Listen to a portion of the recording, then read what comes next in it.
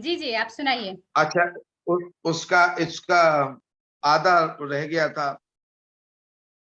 वृक्षों ने सर्दी के अपने कपड़े सभी उतार दिए हैं, फूलों ने झुक कर कलियों ने बिखरे केश संभाल लिए हैं। भोर रुपहली चादर ओढ़े, सारी रात सितारों वाली, पेड़ों की झुरमुट में बैठी गीत गा रही कोयल काली। लेकिन मैं सूखे पत्तों में लेकिन मैं सूखे पत्तों में बैठा आंसू पहुंच रहा हूँ।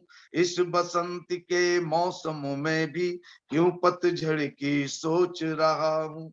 चल अचल चल के तो देखो इस बसंत की हरियाली, उसी पेड़ पर बौर छा गया, फिर बोल उठी कोयल काली, फिर बोल उठी कोयल काली, फिर बोल उठी। तो ये कविता अब पूरी हो गई जो मैंने लिखी थी। वैसे मैं जब भारत में था तो कभी हरिशंकर शर्मा अचल के नाम से प्रसिद्ध था, अचल नाम से, तो उसी अचल का शब्द इसमें यूज हुआ है। तो एक कविता, अगर सिस्टर आप हमें सुन पा रही क्या? जी जी जी, बिल्कुल। जी जी, एक हम हैक वाले कविता, अपना काम कर रहे हैं, हम थोड़ा अपना काम करते रहे। मेरे यहाँ कल बोर्ड पढ़ेंगे, मेरे जी। यहाँ कल बोर्ड पढ़ेंगे। तो अगर एक कविता मेरा सुनाने का थोड़ा बसंत से हटकर दूसरी है, अगर आप हमें आदेश करें तो क्या सुना दूं? हम बसंत पे रहें तो, अच्छा ठीक है, है ना? ठीक अभी बात है, हमारे ठीक ये बात। सब वक्ता जरा, और वैसे भी आपको बताया मैंने कि ये हैक हो रहा है, तो बेहतर ये है कि हम लोग सब वक्ताओं को सुन सकें। पर आपने ठीक समय बात है, ठीक बात। निकाला, मुझे पता है व्यस्तताएँ, और उसके बाद भी आपने समय निकाला, इसके लिए बहुत-बहुत आभार। और हम उम्मीद करेंगे जब थैंक गुआना यू। पहुँच जाएँगे, तब हम फिर आपको वहाँ से अपने कार्यक्रम में जोड़ेंगे। जरूर जरूर जरूर जरूर, जी, मेरे पास कविताओं का बहुत बड़ा भंडार चलिए है। हम तो मैं सुनाऊंगा। हमारे वेबिनार तैयार और रहेंगे। और ठीक अब है, हमारे साथ जय हो। अगले वक्ता जुड़ रहे हैं, जो अंग्रेजी और संस्कृत के सामंजस्य में भारतीय संस्कृति को संजोए रखने का भगीरथ प्रयास कर रहे हैं। मैं बात कर रही हूँ दक्षिण अफ्रीका से विश्वविद्यालय हिंदू स्कूल के संस्थापक व निदेशक डॉक्टर रामविलास जी की। अध्यापन जी, के अतिरिक्त साहित्य के साथ चलते हुए वे रामायण में बसंत ऋतु को खोजने लगे हैं। आइए जानते हैं उनकी खोज कहाँ तक पहुंची। रामविलास जी, आप आमंत्रित हैं। आप सबको सादर नमस्ते। सुनाई दे रहे? जी जी, बिल्कुल सुनाई दे रहे हैं। आपका वीडियो खराब है, ये मुझे पता चल गया। हाँ हाँ, जरा दिक्कत है। तो अरुणा जी की सहायता के बिना मैं तो ये प्रस्तुत नहीं कर पाता, तो अरुणा जी को हार्दिक धन्यवाद। अच्छा, तो लीजिए, तुलसीदास कृत रामायण में बसंत का उत्सव। भक्ति काल के कवियों द्वारा रचित साहित्य के लगभग हर कृति में प्रकृति की सुंदरता का कोई ना कोई संदर्भ और वर्णन मिलता है। तुलसीदास ने अपने से पूर्व हुए सभी महान कवियों को श्रद्धांजलि अर्पित करते हुए स्वीकार किया है कि उन सभी की प्रेरणा से वो ये कृति रच रहे हैं। सर्वविदित है कि तुलसीदास का रामचरितमानस वाल्मीकि की रामायण पर आधारित है।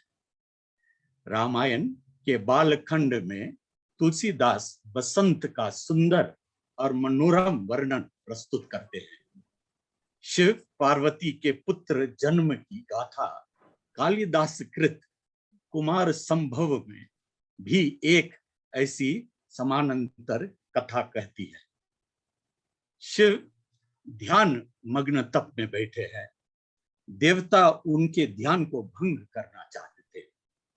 वे चाहते थे कि महादेव पार्वती के प्रति आकर्षित हो और उनसे विवाह कर ले। शिव पुत्र ही राक्षस तारकासुर का वध कर देवताओं को उससे बचा सकता था। देवता देवराज इंद्र के पास जाते हैं और कामदेव से इस कार्य को संपन्न कराने की विनती करते हैं। ऐसे मिथक प्रतीकात्मकता से भरपूर होते हैं। इंद्र इंद्रियों के भगवान है। ये इंद्रिया कामदेव के आगे झुक जाती है। प्रेम जो हर जीवित प्राणी, पक्षी, जानवर और मानव में अव्यक्त है। यह प्रेम तब प्रज्वलित होता है जब किसी को, और इस पर ये थोड़ा सा तुलनात्मक है तो इस पर हम ध्यान दे दें। ये प्रेम तब प्रज्वलित होता है जब किसी को संस्कृत पौराणिक कथाओं में कामदेव के तीर, संस्कृत पौराणिक कथाओं में कामदेव के तीर, और ग्रीक माने ग्रीस देश के ग्रीक भाषा में पौराणिक कथाओं में कामदेव ईरोस है, ईरोस के, और रोमन इटालियन पौराणिक कथाओं में वहां कामदेव क्यूपिड है। तो इन सब ये जो कामदेव है, कामदेव के तीर से मारा जाता है, तब जाकर प्रेम प्रज्वलित होता है। कहानियां अपनी समानता में अद्भुत है और एक सामान्य स्रोत की ओर इशारा करती है, जो संभवतः प्राचीन संस्कृत ग्रंथ होंगे।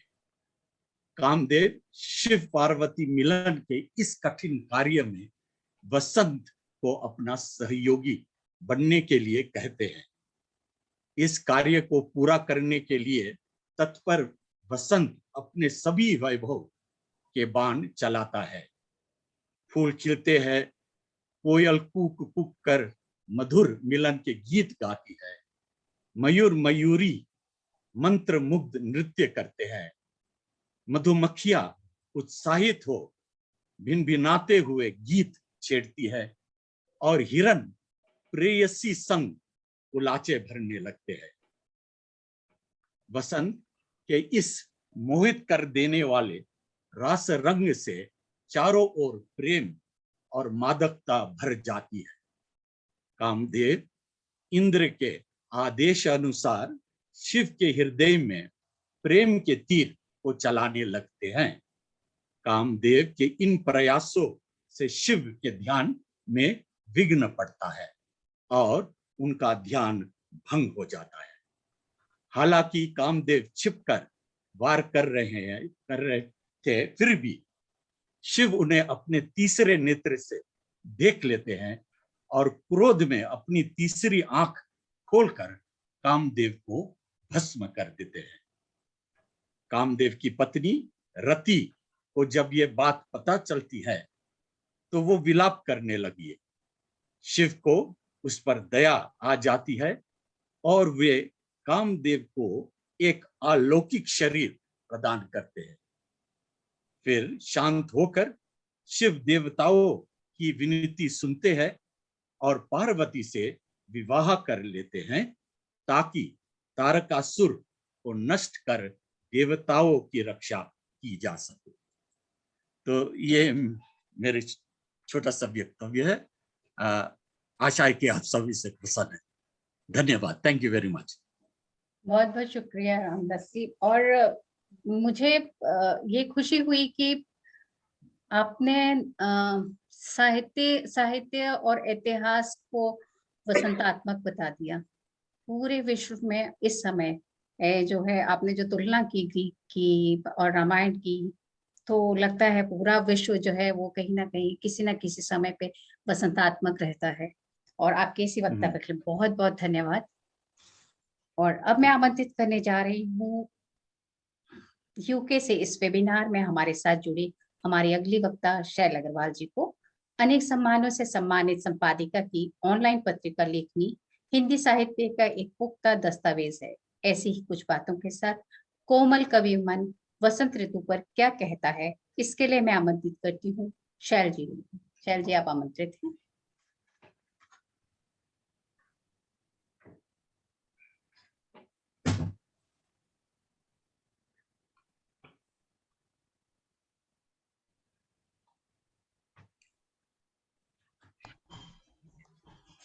धन्यवाद अरुणा।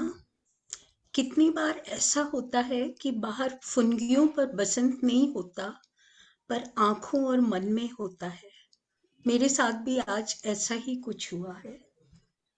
अपनी छोटी बहन अरुणा के आग्रह पर सभी सम्मानित और विद्वत जनों को और मित्रों को प्रणाम करते हुए मैं अपने जो मेरे मन में वसंत को लेकर विचार उठे उन्हें और दो कविताओं को प्रस्तुत करना चाहूंगी। बसंत एक प्रकरण, सूखी जड़ों में सोते ढूंढ प्यास बुझाने का।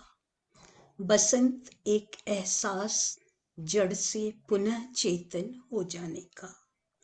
कितने बसंत बीते, जीवन घट रीते, सुरभित जीवन फिर भी नित नए रूप में, नए वेश में, नेह की एक हरित डाल पे हर हराता, लहलहाता चहुं ओर जीवन में, प्रकृति में। बसंत ही तो है यह, कब्र के पत्थर फोड़ फूल बनके उगा, मौत की कोख से जन्मा, बस अंत कह से। आदि अंत का नृत्य है यह, बसंत है यह। आदि अंत से परे और उसी में समाधिस्थ, अखुआते कोपल में कहीं, नवजात विहगों की भोली अधखुली आंखों में कहीं, स्वप्न देता, सृजन करता, मौत पे अट्टाहास करता, जीवन का उद्घोष है यह, बसंत है यह। मानो एक बाण बीत चुका हो सृष्टि के कण कण को प्रेम रस में पगा। कामदेव का पुष्प बाण तो शिव तक की तपस्या भंग कर देता है, जैसे अभी हमारे विद्वत गुरु रामविलास जी ने कहा। माना शिव ने तपस्या भंग होते ही दंड स्वरूप तीसरी आंख की क्रोधाग्नि में कामदेव को भस्मीभूत कर डाला था, परंतु तुरंत ही रति के विलाप से द्रवित अशरीर ही सही चिरंजीवी होने का आशीर्वाद भी तो दे दिया था। आशुतोष ने उसे उस दिन से आज तक प्रकृति और मानव दोनों के ही कण कण में बसे उस काम के सूक्ष्म स्वरूप का ही, सूक्ष्म शरीर का ही तो महोत्सव मनाते आ रहे हैं हम इस बसंत महोत्सव के रूप में, इसमें मनाए जाने वाले त्योहारों के रूप में। क्योंकि यह वसंत ऋतु मदन ऋतु है और कामदेव के अन्य नामों में से एक नाम बसंत और मदन भी है। फाग या मदन महोत्सव की परंपरा भारत में तो प्राचीन काल से है ही। दुनिया के करीब करीब हर कोने में ऐसे ही समकक्ष परंपरा वाले त्योहारों को अपने अपने तरीके से मनाने की कई कई रोचक और भिन्न प्रथाएं हैं और उनके अलग अलग नाम हैं। कहीं टमाटरों से प्रिय को रंगा जाता है तो कहीं पुष्पों से। कभी लड्डुओं की मार पड़ती है तो कभी लट्ठों की। हाँ, राग रंग के इन त्योहारों में एक सूत्र सब जगह जरूर एक सा ही हमें मिलता है और वह है प्रियतम का सुखद साथ, उपहार व ठिठोलियों का आपस में आदान प्रदान। यूरोप के सेंट वैलेंटाइन और वैलेंटाइन डे से तो अब भारत का बच्चा बच्चा परिचित हो चुका है। गुलाब, चॉकलेट और वादे इसकी अच्छी बुरी तरंगों से आलोड़ित भी। इन पाश्चात्य प्रभावों में कितनी फिसलन है, कितनी काई है और कितना मात्र परिवर्तनों का भय है। इतना निरक्षीर विवेकी तो हर अभिभावक और समाज सुधारक को होना ही पड़ेगा। फिर आधुनिकता की, भौतिकता की, आर्थिक प्रगति की इस दौड़ में हमने खुद ही तो घसीटा है अपनी युवा पीढ़ी को। उनकी आंखों में तेजी से बदलती 21वीं सदी का एक नया और आधुनिक सपना देकर। बुराई कहाँ है, सोच में, व्यवहार में या फिर विरोध में।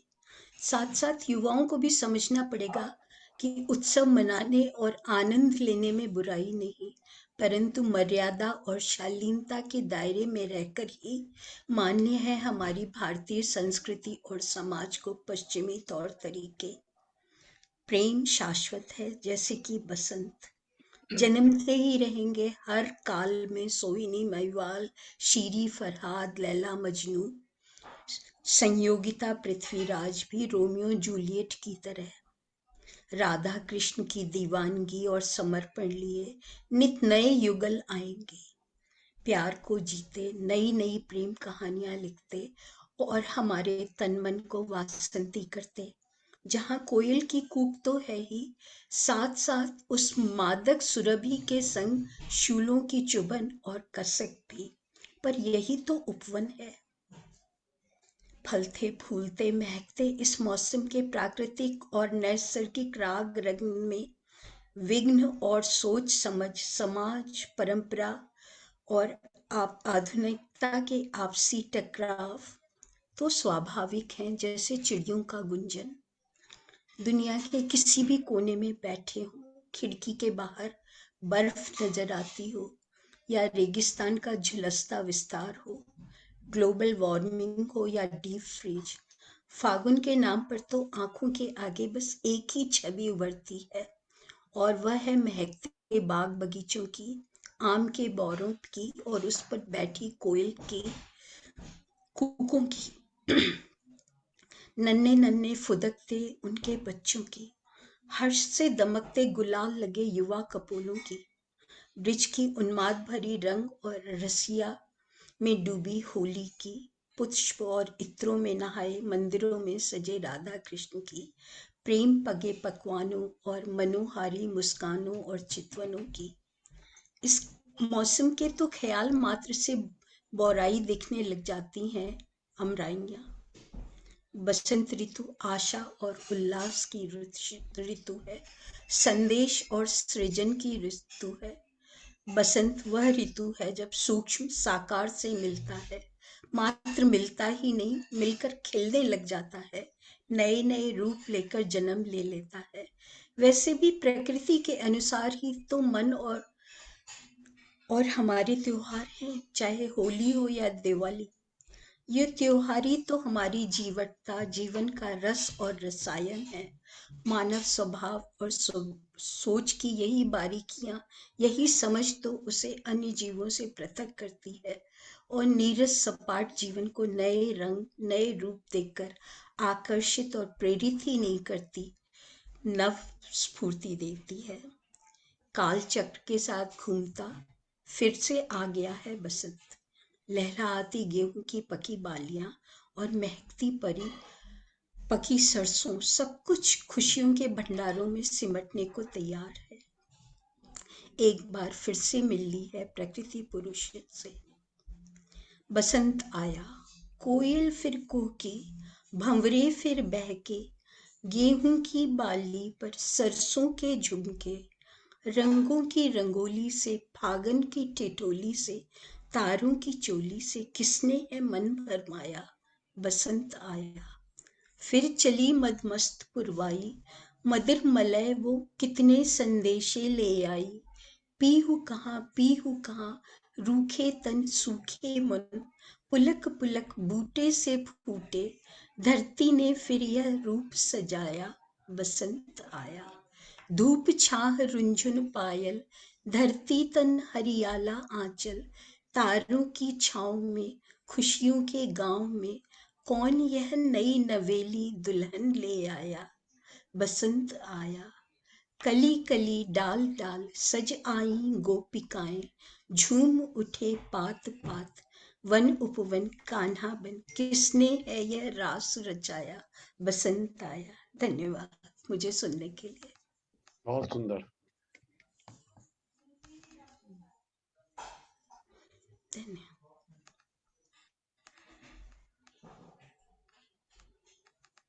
धन्यवाद बहुत बहुत अरुणा, शुक्रिया मुझे शैलदी। और एक अलग सी बात जो मैं सुन रही थी कि व्यवहार और विरोध के बीच का वसंत, बहुत खूब, एक नई दिशा और एक नई सोच के साथ। बहुत बहुत धन्यवाद इसके लिए। और मैं चिंतित थी इस बात को लेकर रात में भी कि तूफान आया था, और यही बात मैं रात में इनसे पूछ भी रही थी। तो आज सुबह जो अभी आपने एक बात कही कि ये वसंत जो है जरूरी नहीं है कि बाहर हो, मन में भी होता है। तो आपकी उन चिंताओं के बीच आप हमारे साथ जुड़ी, ये एक बहुत बड़ी बात है। बहुत बहुत शुक्रिया। Thank you. वरना बच्चों की फ्लाइट में वो जा भी नहीं पाए क्योंकि रास्ते भर इतना तेज तूफान था कि फ्लाइट निकल गई जब तक वो एयरपोर्ट हो। पहुंचे। और शायद इसमें भी कोई एक अच्छाई ही हो भगवान की। चलिए, नई नई नई दिशाएं जब आपने दी हैं, और मैं उसी दुआ करती हूँ कि सब चीजें ठीक सामान्य गति से आ जाएं। एक चीज मैं आपकी वक्तव्य से और सबके साथ शेयर करना चाहती थी कि हम अभी तक जितना भी सुन रहे हैं, हमारी सरसों की वो पीली चुनरी कभी भी बदली नहीं है। धरती हमेशा वसंत में उस पीली चुनरी को ओढ़े रहती है। और इसीलिए अब मैं स्वीडन से अपने साथ इंडोस्कैंडिक संस्थान के उपाध्यक्ष और स्टॉकहोम में हिंदू मंदिर के संस्थापक सदस्य सुरेश पांडे जी को आमंत्रित करती हूँ। लेखन से इतर अन्य व्यवसायों से जुड़े होने के बावजूद हाथ में कलम थाम कविता की यात्रा पर निकल पड़े हैं। आइए वसंत के काव्यात्मक रंगों को स्वीडिश चश्मे से देखते हैं। सुरेश जी, आप आमंत्रित हैं। नमस्कार अरुणा जी, मंचस्थ गुणीजनों को मेरा नमस्कार, मेरा प्रणाम। अरुणा जी का हृदय से आभार। साहित्य रचना एवं उसके प्रसार में अरुणा जी का यह कार्य बहुत ही सराहनीय है। और मेरे से पहले गुणीजन बोल चुके हैं ऋतुराज के बारे में। मैं सिर्फ इतना ही कहना चाहूंगा कि इस ऋतु में ऐसा लगता है जैसे प्रकृति नए कपड़े, नए वस्त्र धारण करके आई हो। मैं ज्यादा समय ना लूंगा, मैं अपनी एक छोटी सी रचना पढ़ूंगा और आपकी आज्ञा हो तो। जी जी। अभी शैल जी ने कहा कि बसंत अपने अंदर ही है, अंदर भी होनी चाहिए। मैं इस बात से बिल्कुल सहमत हूँ। और ये मेरी छोटी सी कविता शायद आप लोग पसंद करेंगे। हमने जीवन की बगिया में नित्य निरंतर खुशियां घोली। हमने जीवन की बगिया में नित्य निरंतर खुशियां घोली। जिसमें रंगों की चाहत ले उतरी अलबेली सी होली। जब रंगों के कुसुम खिलेंगे, जब रंगों के कुसुम खिलेंगे, मन के भाव भी आन मिलेंगे। जब जीवन में रंग न होंगे, कैसे मोहक चित्र बनेंगे। जब अधरों पर गीत न होंगे, कैसे सच्चे मित्र बनेंगे। जब अधरों पर गीत न होंगे, कैसे सच्चे मित्र बनेंगे। इन गीतों में हमने कितनी अपने मन की चाहत घोली। इन गीतों में हमने कितनी अपने मन की चाहत घोली। इन गीतों में भर भर देखी हमने कितनी ये रंगोली। जब बगिया में सुमन खिलेंगे, जब बगिया में सुमन खिलेंगे, कैसे सपने पूर्ण न होंगे। हर दिन हमने वीरानों में कुछ सपनों के बाग लगाए। हर दिन हमने वीरानों में कुछ सपनों के बाग लगाए। कुछ सपने तो खिले हुए हैं, लेकिन कुछ फिर भी मुरझाए। मुरझाए तो क्या ये सपने आशाओं से भरे न होंगे। जब पर्वत पर श्रृंग न होंगे, जब पर्वत पर श्रृंग न होंगे, कैसे झरने वहां झरेंगे। जब भावों में ताप न होंगे, कैसे मधुमेह पत्र बनेंगे। जब पर्वत पर श्रृंग न होंगे, कैसे झरने वहां झरेंगे। जब भावों में ताप न होंगे, कैसे मधुमेह पत्र बनेंगे। जब अधरों पर गीत न होंगे, कैसे सच्चे मित्र बनेंगे। धन्यवाद। बहुत बहुत शुक्रिया। सपनों में वसंत और रंगों का सबका आपस में गहरा नाता है और जिंदगी रंग, सपने और वसंत के बगैर अधूरी है। आपका ये संदेश आपने हमें इस वेबिनार में दिया, बहुत बहुत धन्यवाद। और अब हमारी अगली वक्ता यूएई से जुड़ रही हैं मंजू तिवारी जी। साहित्यिक और सांस्कृतिक गतिविधियों से जुड़ी रहने के साथ साथ कुछ नया खोजने की प्रवृत्ति उनकी प्रकृति ही है। वैसे वसंत देखें, उन्हें शायद मुद्दतें हो गई है, फिर भी आइए वसंत में और क्या जोड़ती हैं जानते हैं मंजू जी से। मंजू जी, आप आमंत्रित हैं।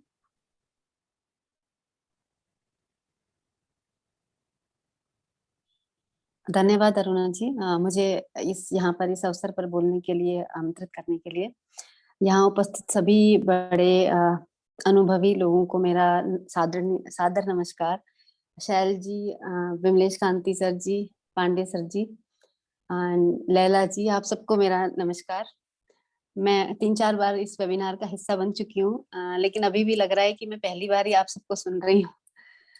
तो बसंत पर मेरा ज्यादा कुछ अनुभव नहीं है, मैं काफी सालों से दुबई में हूँ, लेकिन यहाँ पर भी इस दौरान बहुत अच्छा मौसम हो जाता है और बहुत फूल खिले रहते हैं हर तरफ, हरियाली होती है, मौसम ठंडा होता है, बीच के किनारे आपको चलने का अच्छा मन करता है।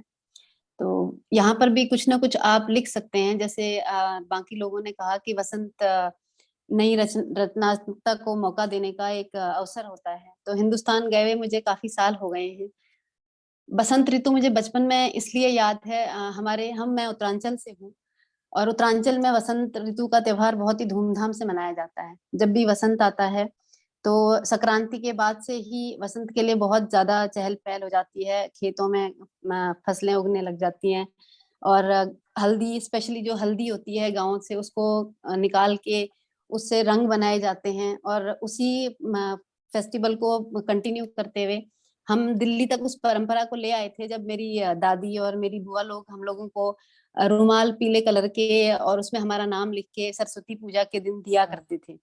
तो हमारे लिए उस दिन से बसंत ऋतु का अच्छा वो होता था, शुरुआत होती थी और हमें सबको अपनी किताबें ले जाकर माता सरस्वती के सामने रखना होता था और हम और सरस्वती पूजा के बाद से ही पूरे उसमें वसंत पंचमी जिस दिन होती है, तो उसके बाद से ही सारे त्योहारों का खुलना शुरू होता था पहाड़ी कैलेंडर के हिसाब से। तो घर में जितने भी मंगल कार्य होते थे वो बसंत पंचमी के बाद ही आरंभ होते थे। तो इसलिए मुझे वसंत ऋतु इतनी ही याद है कि ये बहुत इम्पोर्टेंट है और फिर होली तक जाती है। फिर इसलिए बाकी मेरे पास ज्यादा कुछ अनुभव है नहीं। कुछ पिछले कुछ सालों से मैंने एक छोटी सी कविता लिखी है वसंत के लिए। यहाँ पर बहुत अनुभवी लोग हैं, हिंदी के सबके सब दिग्गज ज्ञाता। मैं अगर मुझसे कुछ थोड़ी सी इनमें त्रुटियां हुई हों भाषा में और शब्दों में तो क्षमा प्रार्थी हूँ।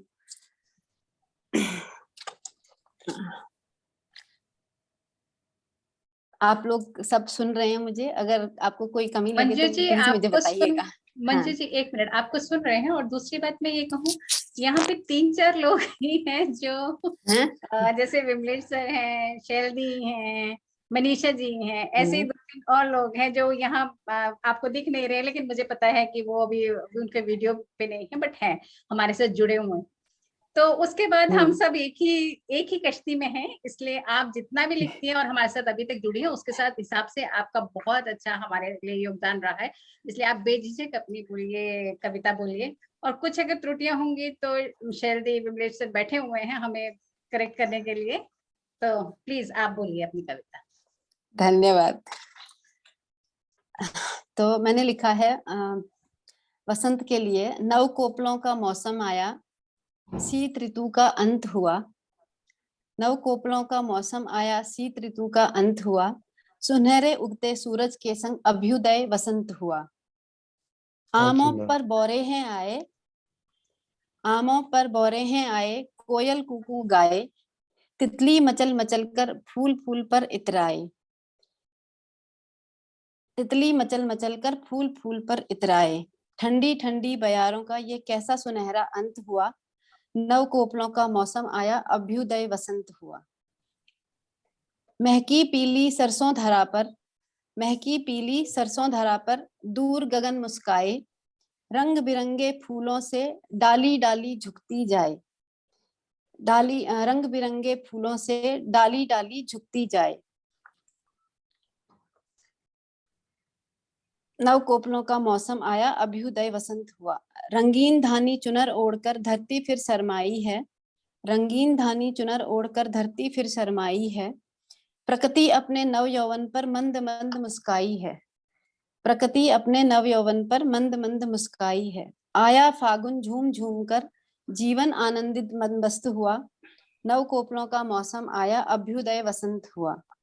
आया फागुन झूम झूम कर जीवन आनंदित मदमस्त हुआ। नव कोपलों का मौसम आया, अभ्युदय वसंत हुआ। धन्यवाद। मैं बहुत ज्यादा नहीं लिख पाई सर, मैंने छोटा सा लिखा है क्योंकि मैंने बहुत सालों बाद वसंत के ऊपर कुछ लिखा है। मैं वैसे सामाजिक शब्दों उस पर ज्यादा बात करती हूँ या लिखती हूँ। ऋतुओं के बारे में मुझे ज्यादा पता नहीं था। वसंत ऋतु के बारे में था, वर्षा ऋतु के बारे में था। वो तो देखिए पीछे ये मेरा छोटा सा प्रयास है। के लिए तालियां बजा रही हैं, देखिए। तो मेरे बोलने के लिए तो कुछ बचा ही नहीं। आप शैलदी को देखिए। तो अब मैं क्या बोलूं। देखिए सर भी हंस रहे हैं, कुछ गलत होता तो वो आपको टोकते। तो बहुत धन्यवाद धन्यवाद। मंजू, आपको एक सजेशन देना चाहूंगी। जब आप इतना प्यार दे रही हैं, इतना सम्मान दे रही हैं, आपने जहां जहां अभ्युदय शब्द इस्तेमाल किया है उसकी जगह प्रस्फुटित कर दीजिए। मैं ढूंढ रही थी, मुझे मिला नहीं। मुझे अभ्युदय मिला, पर्यायवाची शब्द में है। तो प्रस्फुटित कर दीजिए तो कविता में ऊर्जा आ जाएगी। ठीक है जी, जरूर जो कर दूंगी। धन्यवाद। रियल हो। अब मैं ताली बजाती हूँ। अभ्युदय का मतलब भी आई थिंक आरंभ ही होता है। हाँ, पर ये नीचे से निकलता है ना, तो जैसे फूल कलियां पेड़ ऊपर अपने आप कूद पड़ते हैं, प्रस्फुटित में वो उल्लास आ जाएगा। ठीक है जी, धन्यवाद शैलजी, मैं जरूर मैं करूंगी ताली ये बजाती हूँ आगे से। क्योंकि इस वेबिनार आप की सबको यही एक मेरी छटा है, यही एक। और ये देखिए, ये वसंत उत्सव सबके मुंह पे दिख रहा है, मतलब सबके चेहरे पे मुस्कान है कि हम नई पौध को, हमारी अगली पिछली पीढ़ी हमें ठीक करिए कि अगली पीढ़ी अच्छी जाए। और बेझिझक इस तरह से बोलना बहुत अच्छी चीज है। मंजू, मुझे लगता है कि हमारी पीढ़ी को सुधारने के लिए पीछे हमारी खड़ी है। नहीं, कि सुधार नहीं, सुझाव। नहीं, ये मन में बहुत आया। अच्छा सुझाव है। जिस तरह से आपने दिया ना, हम लोग सोच रहे थे। और सही में मैं ये बोलना चाहूंगी शैलदी की, कहीं पर भी मैंने आप सबके साथ सीखा है चीजें। और मुझे हमेशा, जो मैं आज खड़ी हूँ तो आप लोग पीछे खड़े हैं, इसलिए मुझ में ये दम है कि मैं खड़ी हूँ। तो आप लोगों का आभार। और आप हमें इसी आगे तरह वाले लाठी होते हैं पिछली पीढ़ी के, ना तो हाँ। सब एक और हमें दूसरे कोई के सहारे। हमें सालों से कोई करेक्ट करने वाला नहीं रहा हिंदी में। कोई देखिए। ये बताने वाला नहीं है कि आप यहाँ गलत हैं, यहाँ सही है, इसमें ये शब्द होता तो बेहतर होता। तो ये मुझे सुनकर बहुत अच्छा लगा कि बहुत आपने अच्छा मुझे लगा, सबको अच्छा लगा होगा। हाँ, कि अभ्युदय की जगह में प्रस्फुटित जरूर करूंगी। देखिए, हम बोल भी नहीं पा रहे, हमारी हिंदी इतनी खराब हो गई है विदेश में रहते रहते। चलिए, आप हमारे वेबिनार मैं के सच में क्षमा चाहती हूँ। सबकी हिंदी, थैंक यू।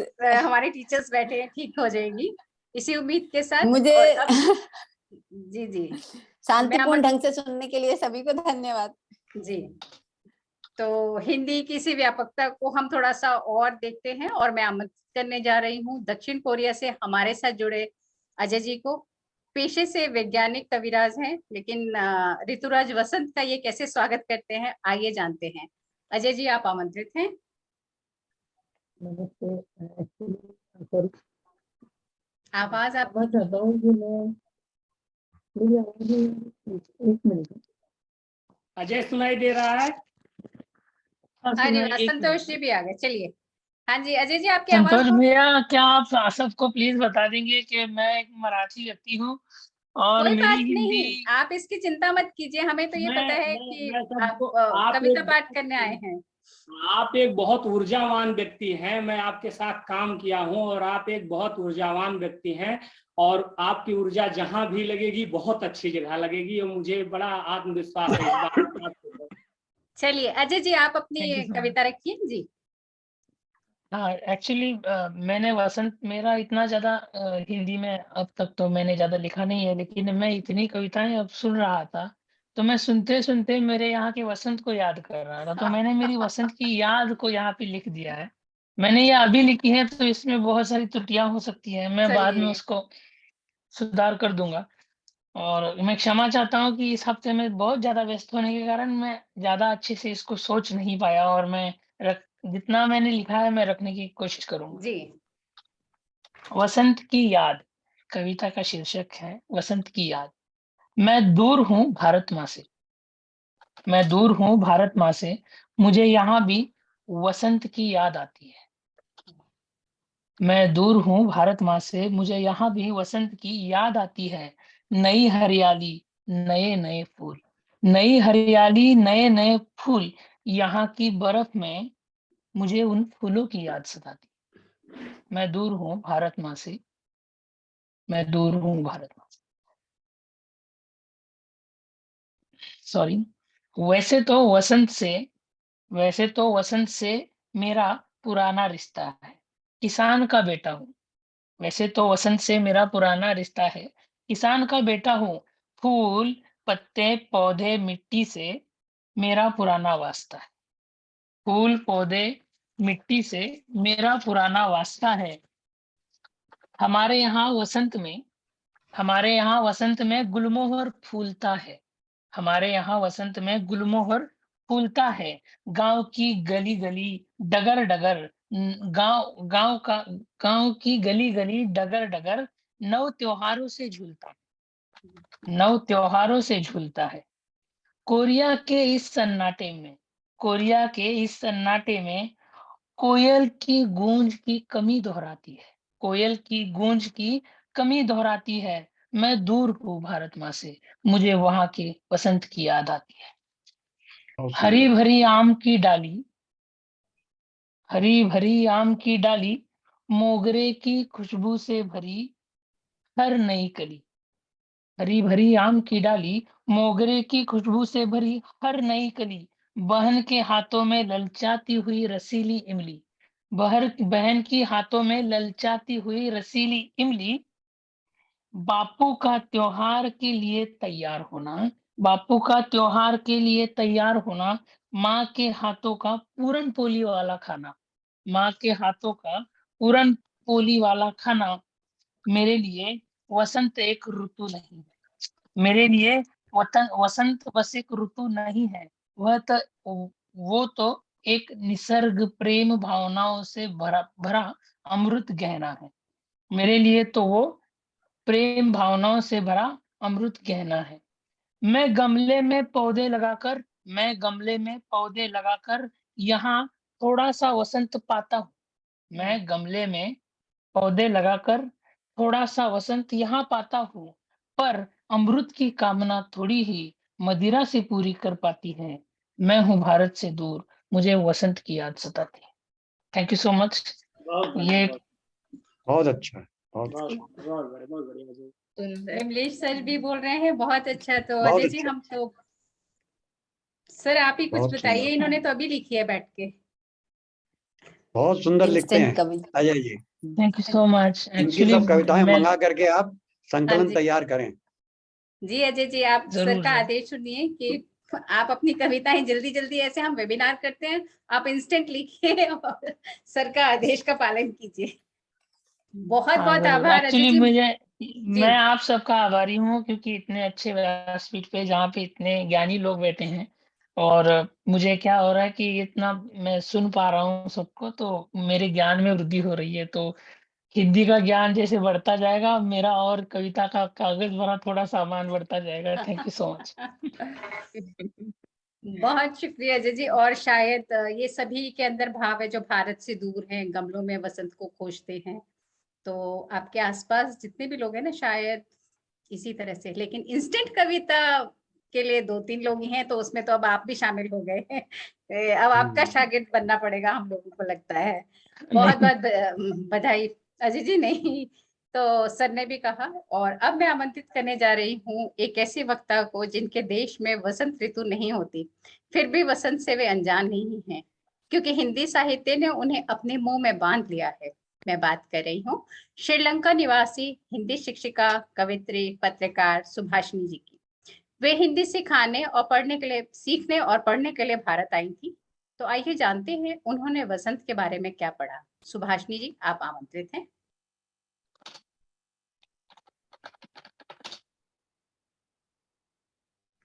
सुभाषिनी जी, आपका आवाज।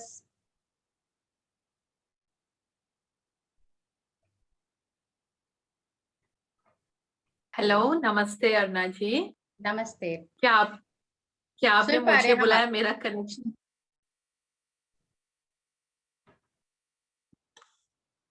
हेलो, हेलो, हाँ आप जी, लोग सुन पा सुन पा रहे हैं मुझे अच्छी तरह से? जी जी। अच्छा, सॉरी, माफ कीजिए, मेरा वो इंटरनेट कनेक्शन अच्छा नहीं रहता, इसलिए जी, बीच बीच में कट गई थी आपकी आवाज, लेकिन मैं जुड़ गई। बहुत जी, बहुत धन्यवाद। आभारी हूँ मैं आपकी, क्योंकि आप मुझसे परिचित भी नहीं थी, लेकिन आपने समझा कि आज मैं यहाँ बोलने के लिए मैं काबिल हूँ, इसलिए आपने मुझे बुलाया। बहुत बहुत धन्यवाद। मैं श्रीलंका से हूँ, सुभाषिनी, और मैं सबसे पहले आपको बताना चाहती हूँ कि आप सभी श्रीलंका से तो परिचित हैं ही हैं। भारत का पड़ोसी देश है श्रीलंका, लेकिन श्रीलंका में ऋतु का भेद नहीं है, क्योंकि श्रीलंका बहुत ही छोटा देश है और ऊपर से नीचे तक 200 किलोमीटर से भी कम है, और इतना छोटा देश है, इसीलिए भौगोलिक रूप में हमारे यहाँ ऋतुओं का भेद देखा नहीं जाता। और पूरे 12 महीनों में हमारे यहाँ बारिश होती है, और हरियाली हमेशा श्रीलंका की एक देन है। आप अगर जनवरी से दिसंबर तक यहाँ रहेंगे तो आपको हरियाली दिखेंगी, और यहाँ की हरियाली से आप अपनी आंखों को सुकून दिलाएंगे। लेकिन वसंत ऋतु श्रीलंका के साहित्य में एक खास रूप में आ गया है, लेकिन वो भौगोलिक रूप में जो वसंत का अर्थ या वसंत का महसूस भारत में होता है या भारतीय लोगों में होता है, उस तरह नहीं है। वो मनीषा जी सबसे पहले बोली है, उन्होंने बताया कि महाकवि कालिदास का जो मेघदूत के बारे में, तो श्रीलंका में मेघदूत का भी ट्रांसलेशन अनुवाद हुआ है श्रीलंका की राष्ट्रीय भाषा, मेरी मातृभाषा सिंहली में। तो संस्कृत जो काव्य है दुनिया के सर्वश्रेष्ठ साहित्य माना जाता है। सो उसके अग्र कोई साहित्य आज तक पैदा ही नहीं हुआ है। तो हमारे यहाँ जो सिंहली साहित्य का जो प्रबुद्ध साहित्य है, अगर हम क्लासिकल लिटरेचर के बारे में बताएंगे तो उस लिटरेचर में वसंत ऋतु का वसंत ऋतु का वो निरूपण हुआ है। उसका प्रभाव जो संस्कृत साहित्य से आया है।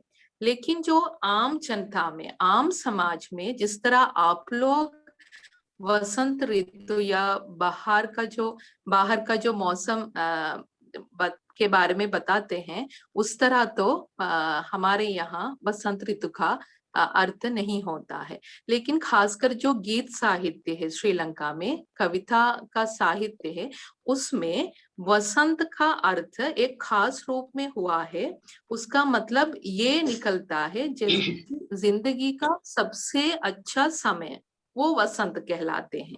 अगर किसी बच्चे का सबसे अच्छा दिन, सबसे अच्छा समय जो वो गुजरता है, उसको हम वसंत कहते हैं, और बोलते हैं कि वसंत आया है, मतलब उसके जीवन में खुशी का समय आया है। वो कभी भी हो सकता है, उसमें महीनों का कोई लेना देना नहीं है। मैं आपको थोड़ा 2-3 वो पद सुनाना चाहती हूँ। श्रीलंका की जो सिंहली गीत है उसमें पहले मैं अपनी मातृभाषा में बोलूंगी, इसके बाद हिंदी का उसका अनुवाद जो मैंने किया बता दूंगी। सुदु सिना कुसुम नोपी पेई मनरम मल नगन वसंते यथुरारंग। खुशी की बात ये भी है, सिंहली में वसंत का जो सिंहली जो भाषा का शब्द है वो भी वसंतय या वसान है। शायद मुझे लगता है वो भी संस्कृत साहित्य से आया हुआ है। उसका अनुवाद ऐसा है, रंग बिरंगे फूल न खिलेंगे इस चमन में, तू अगर जाती है तो बाहर का चाबी लेकर अपने साथ। और दूसरा है, गिमहाने गिलन कृषव सुदुमेलिव यदि यदि इकिगसु गंग नैवत पिरिपुण्य दुष्करय किया हर या युद्ध जीवितय खटु पोकुरु सिप गनिमी हेट मालक कोनु पिनिस।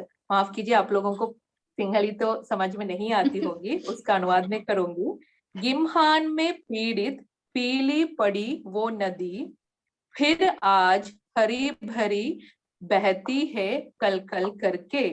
कठिन है माना हूं मैं जितना भी जीवन, लेकिन गुजारना पड़ेगा बसंत के उम्मीद में।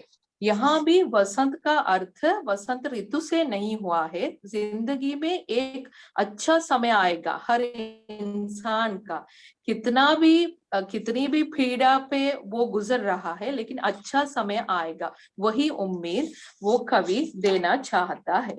दूसरा यही है, यौवन को हाथों से लेकर मेहनती बच्चे जहां वहां जीविका ढूंढते हुए मैंने देखा, कैसे डलता है अपने जीवन का वसंत उनके हाथ से छूटता हुआ देखा। मतलब कवि यहाँ सामाजिक मुद्दे को लेकर आता है। यह वसंत का अर्थ भी मतलब यौवन या नौजवानों का वसंत का मतलब उनके जिंदगी का सबसे अच्छा समय है। दूसरा एक प्यारा गीत है सिंहली साहित्य में, सिंहली गीत साहित्य में, सिना पिपेना में वसंतय नीला दो तीन मलक से मगे लोववित ओबाई गिन आवे, मगे लोववित ओबाई गिन आवे। उसका अनुवाद ऐसा है, मुस्कान के फूल खिलने वाली ये बाहर के मौसम में मेरी दुनिया में सिर्फ तुम ही खुशी लेकर आई हो। यहाँ भी बसंत का अर्थ खुशी के रूप में हुआ है। और श्रीलंका में नया साल मनाते हैं हम लोग अप्रैल में, और वो श्रीलंका के राष्ट्रीय पर्व होता है। और उस पर्व के साथ, वो सांस्कृतिक अंग के साथ वसंत का नाम, वसंत का शब्द, वसंत का जो हम वसंत को लेकर महसूस करता है वो थोड़ा बहुत हम महसूस करते हैं, क्योंकि वो अप्रैल में हमारे यहाँ वो किसानों की फसल कटती है और किसान खुश रहते हैं और अन्न घर पे होती है और फूल खिलते हैं। उसको लेकर एक शब्द जुड़ा हुआ है सिंहली साहित्य में, नया साल का बसंत। वहां भी मैं जिक्र करना चाहती हूँ, वो ऋतुओं के अर्थ से नहीं, जिंदगी का सबसे खुशी के समय के रूप में वसंत सिंहली साहित्य में आया है। और मैं भारत 2 साल रह चुकी हूँ और कई बार मैं आ चुकी हूँ भारत, आना जाना मेरा हमेशा होता है। और हिंदी साहित्य पढ़ने का, हिंदी साहित्य के साथ जुड़ने का अनोखा मौका मुझे मिला है। यानी मेरी मातृभाषा हिंदी नहीं है, हम विदेशी भाषा के रूप में हिंदी पढ़ते हैं।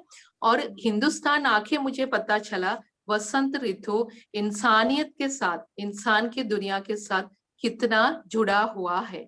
और एक फूल को देखकर मैंने किसी हिंदुस्तानी व्यक्ति से पूछा, मेरे मित्र से या सर से, मुझे पता नहीं, किसी से मैंने पूछा इस फूल का नाम क्या है, क्योंकि वो फूल श्रीलंका में भी होते हैं। तो उन्होंने मुझे बताया है इसका नाम है सदाबहार। तो मैं चौंक गई, अरे बहार के नाम से फूल भी है, वही फूल को श्रीलंका में लेकिन अशुभ फूल माना जाता है, वो हमारे कब्रिस्तान में लगाया जाता है, घरों तक नहीं लेके आता है। वही दो संस्कृतियों का फर्क होता है। लेकिन मुझे बहुत ही अच्छा लगता है वसंत ऋतु, और हिंदुस्तानियों के साथ रहकर, हिंदुस्तानियों के बीच रहकर उनके प्यार पाकर और भी ज्यादा अच्छा लगता है वसंत ऋतु। बहुत बहुत धन्यवाद मेरी बात सुनने के लिए। धन्यवाद अरुणा जी, नमस्ते। बहुत बहुत शुक्रिया। और अच्छा, हमें ये लगा कि बसंत के इस मौसम में आपने भारत को याद किया है और भारत के लोगों के बीच में ही आप बसंत में हैं, तो हमें बहुत खुशी हुई कि हमारे घर एक और नया मेहमान आया श्रीलंका से। बहुत बहुत आभार। और अब मैं थैंक यू आमंत्रित मैडम, करने जी अब मैं आमंत्रित करने जा रही हूँ पोलैंड से डॉक्टर संतोष तिवारी जी को। आईआईटी से शिक्षा हासिल कर पदार्थ वैज्ञानिक के तौर पर वारसा में कार्यरत है। संगीत धुन में धुनी रमाए, भारत को घर द्वार में सजाए, कुछ गुनते बुनते ही रहते हैं। आइए जानते हैं इस वसंत उन्होंने क्या रंगा है और क्या बुना है। संतोष जी, आप आमंत्रित हैं। सभी बड़ों को मेरा प्रणाम। मैं आपका बहुत बहुत अपने हृदय से आपका आभार प्रकट करता हूं कि आप हम लोगों का एक मौका देती हैं। ये सब दुनिया भर के काम के अलावा भी हम लोगों को एक मौका मिलता है।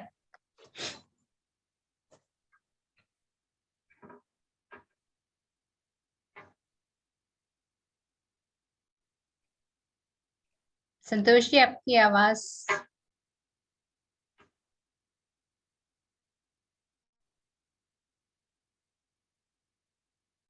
हेलो। जी जी हाँ जी। हाँ, तो मैं क्षमा चाहूंगा, इंटरनेट का कुछ इशू हुआ था। जी तो आप सभी बड़ों को मेरा सादर प्रणाम। और सबसे अरुणा दीदी को बहुत बहुत हम उनका बहुत कृतज्ञ हैं कि आप हम लोगों को कहीं ना कहीं से एक प्रेरित करते हैं कि हम इसमें लगे। और इस क्षमा के साथ मैं शुरू करूंगा कि मेरा जो गीत है बसंत पे नहीं है, लेकिन हमारे परिस्थितियों के हिसाब, क्योंकि बसंत भी एक परिस्थिति है, तो उसी पे मैं गीत प्रस्तुत करूंगा। प्रेम गीत मैं कैसे गाऊं। प्रेम गीत मैं, सुनाई दे रहा है? जी जी जी। प्रेम गीत मैं कैसे गाऊं, किसे हृदय के घाव दिखाऊं। प्रेम गीत मैं कैसे गाऊं, किसे हृदय का घाव दिखाऊं। मन उदास है, हृदय है दर्बित, देख समाज को मैं हूं विगलित। जहां आज भी मन गरीब है, जहां आज भी मन गरीब है, जहां आज भी तन है नंगा। पेट पकड़ के लोग हैं सोते, हाथ में कुछ काम नहीं है। जिस समाज का पेट है खाली, उसको कैसे नीत सिखाऊं। प्रेम गीत मैं कैसे गाऊं, प्रेम गीत मैं कैसे गाऊं।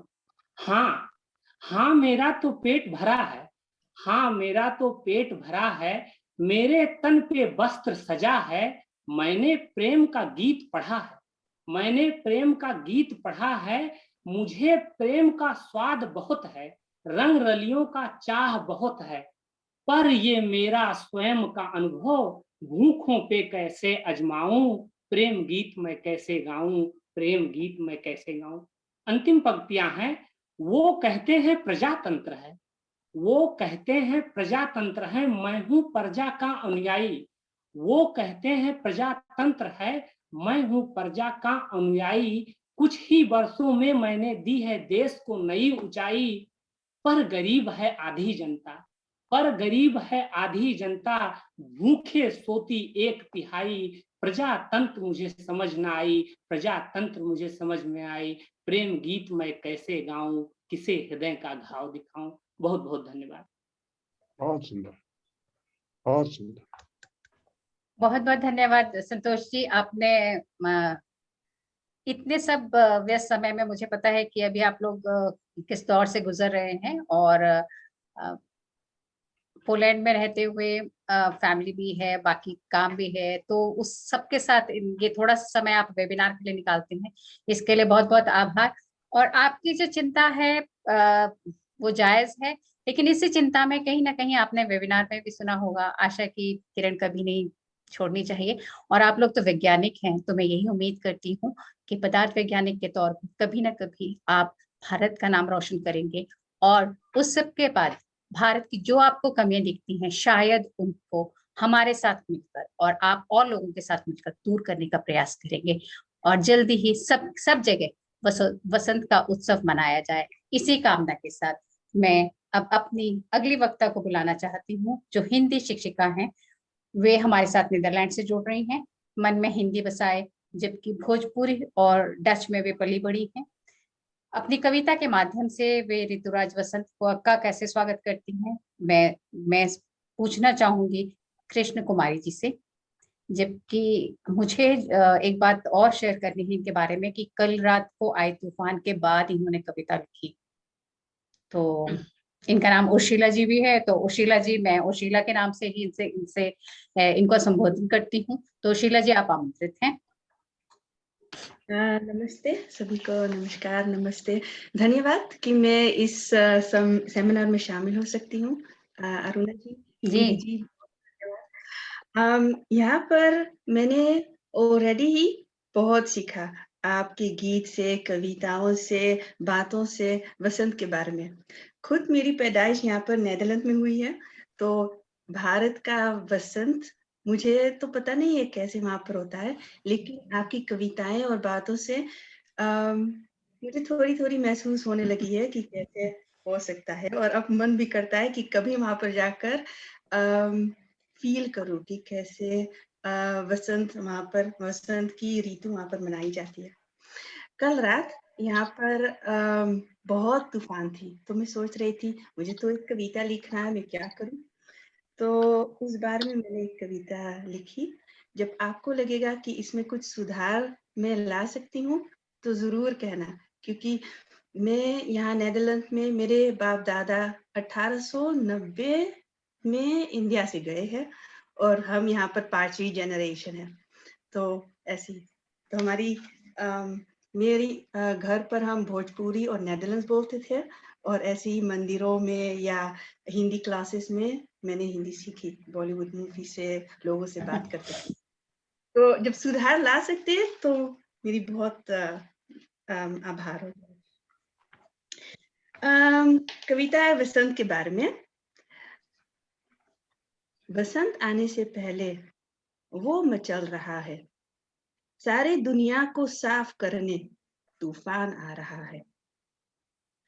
गरजता हुआ तेज हवाओं के साथ पधारे विशाल तूफानों की बारात। आसमानों में पैर उड़ने लगे, सच में आसमानों में पैर उड़ने लगे थे। रास्तों पर ट्रक लेटने लगे। दुनिया को बदलने आया ये तूफान, जैसे घर बदलता है जब जाती घर की जान। तब नई जोड़ी बनाती एक नया परिवार, वैसे तूफान के बाद आती वसंत और बहार। यही मेरी सरल कविता थी। बहुत अच्छी। देखिए, सबने, आप इतना रात में सोच रही थी और आपने तो बिल्कुल, जब तूफान आया और उसके बाद आपने लिखना शुरू किया, तो हम तो कहते हैं कि आप अजय जी के बाद अगला इंस्टेंट वो लिखते हैं। आपने एक रात पहले लिखी और वो भी वो तूफान की बातें। तो मुझे अच्छा ये लगा कि मैंने जो आप में एक यकीन रखा कि हिंदी की व्यापकता आपके माध्यम से भी हम देख सकेंगे। तो उर्शिला जी, इसके लिए मैं बहुत बहुत आभार प्रकट करती हूँ कि आपने मेरी बात को रखकर एक हिंदी में लिखने का प्रयास किया। तो बहुत बहुत आभार आपका। और आपने जो एक बात ये कही कि आप लोग बॉलीवुड से ही सीखते हैं, तो चलिए हम आपको बॉलीवुड ही ले चलते हैं। और हमारे अगले वक्ता मुंबई से ही जुड़ रहे हैं। बतौर असिस्टेंट डायरेक्टर काम करते हुए इन्होंने बसंत ऋतु और फिल्मों के बारे में क्या सोचा है और उसे किस तरह से जोड़ा है। आइए हम जानते हैं विवेक जी से। विवेक जी, आप आमंत्रित हैं।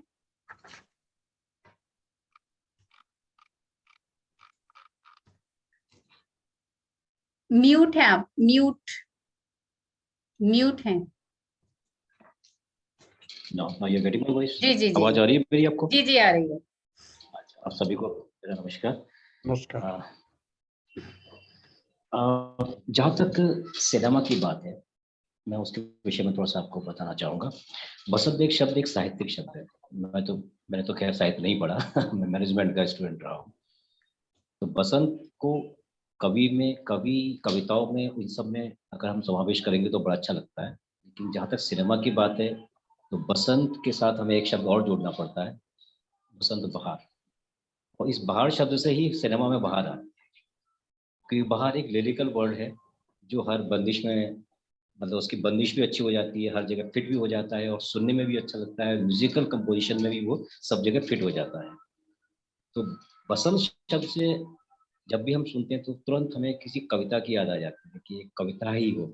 साहित्य पर फिल्में बनती रही हैं सिनेमा बॉलीवुड में, लेकिन आज नहीं बना। 60 के दशक में फिल्में बना करती थी, 55-50 से लेकर 60-65 में। अगर आज हम सोचें कि बॉलीवुड में बसंत विषय को लेकर फिल्म बनेगी तो बड़ा मुश्किल होता है। तो मैं आज 50 और 60 के दशक में जो फिल्में बनी है बसंत शब्द को लेकर और जिसमें बहार शब्द जुड़ा हुआ है, उसी के बारे में आपको थोड़ा बताऊंगा, क्योंकि उस वक्त ये बहुत ज्यादा हिट हुए थे, पॉपुलर हुए थे, इन्होंने बहुत अच्छी रेवेन्यू भी जनरेट की थी। और आज तक वो गाने जिसमें इस कहानी हुआ करती, एक दर्शन हुआ करता था, आज तक हमारे दिमाग में है। मैं भी इनफैक्ट कभी कभी गुनगुना लेता हूँ तो जैसे कि 1956 में फिल्म आई थी एक ही रास्ता। एक ही रास्ता में भी बसंत शब्द नहीं था, लेकिन हाँ बहार का जरूर था कि सावले सलो ने आए दिन बहार की। तो हम इस बहार शब्द की जगह वो बसंत शब्द रखेंगे तो वो एक कविता हो जाएगी, लिरिकल वर्ड गीत नहीं हो पाएगा। उसी तरह से 1966 में 1966 में आए दिन बहार की एक फिल्म थी धर्मेंद्र साहब की, कि सुनो सजना पपी है ने, उसमें भी बहार शब्द का ही पूरा समावेश था और उसी बहार शब्द के इर्द गिर्द ही पूरी गाना था। 1955 में आजाद देखो जी बहार आई, ये भी धर्मेंद्र की फिल्म थी। 1964 में फिल्म राजकुमार आजा आई बहार, लिरिकल वर्ड।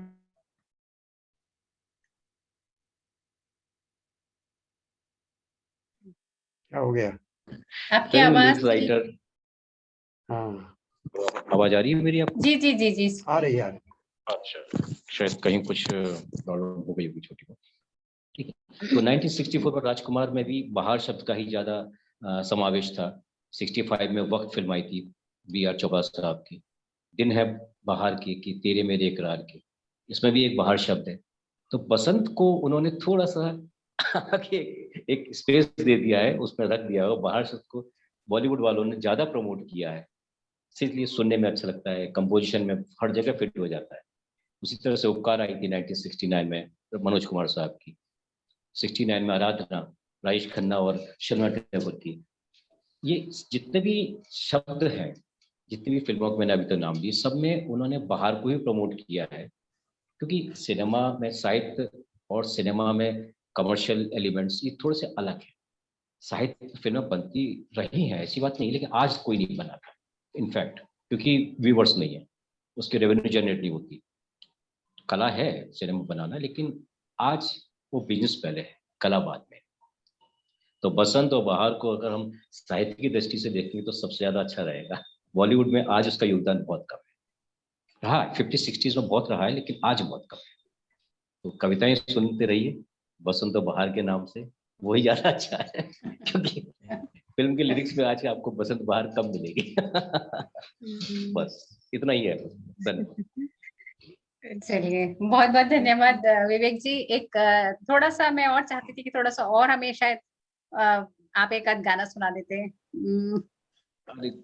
नहीं, गाने के लिए तो देखिए मेरी आवाज जो है ना वो इतनी बेसफुल है कि और बेसुरी है कि मैं गाना नहीं गा सकता, मैं एक्टिंग नहीं कर सकता, गाना नहीं गा सकता पर मैं आपसे एक बात कहूंगी, यहाँ पर जितने भी मेरे ख्याल से उर्शिला बैठी हैं, उधर लैला जी बैठी हैं, और भी बिहाइंड द सीन जो लोग हैं, जो लोग बहुत अच्छे हिंदी नहीं जानते हैं, मैं आपसे एक बात कहूंगी कि अभी तक जितने भी वेबिनार हुए हैं उसमें मुझे ये सब पता चला कि सब लोग बॉलीवुड को जरूर देखते हैं, और बाकी हिंदी समझ आए या ना आए बॉलीवुड के को गाते जरूर हैं। और ये शायद लैला जी बहुत अच्छे तरीके से बता पाएंगे कि वो अर्थ जाने या ना जाने पर गाना जरूर गाते हैं। तो अगली बार हम थोड़ा सा और विस्तृत परिप्रेक्ष्य में आपसे हिंदी और फिल्मों को समझना चाहेंगे।